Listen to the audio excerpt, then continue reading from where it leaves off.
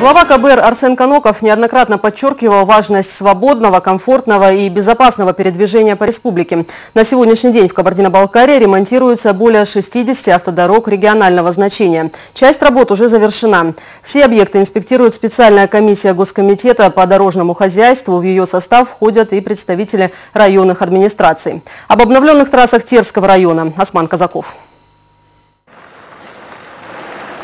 Участок дороги Терек-Арик, Красноармейская, его протяженность 14 с небольшим километров. Ремонта полотно не видело лет 25. В этом году в рамках республиканской целевой программы дорогу заново восстанавливают.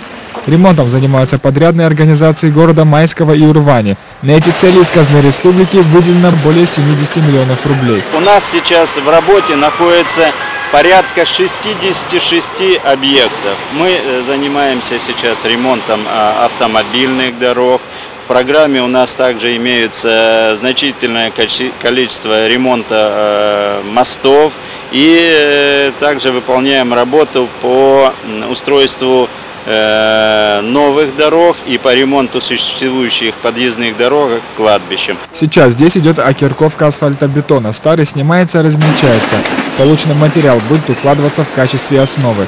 Госкомитет по дорожному хозяйству совместно с районной администрацией тем временем рассматривает возможность ремонта еще ряда объектов. Есть еще вопросы по Курбской зоне. У нас не до конца завершены работы по ремонту автодороги Дейска-Нижний Курб. Мы с Госкомитетом работаем, вроде находим понимание, и в текущем году, если не получится, то в следующем году надеемся на продолжение работы. На участке Терек-Арик, Красноармейская, труднопроходимые рытвины водителям предлагают на время объезжать через Котляревку и Александровку. Завершить работы дорожники должны к сентябрю. Осман Казаков, Наталья Булат, Аслан Хандохов, Вести, Кабардино-Балкария.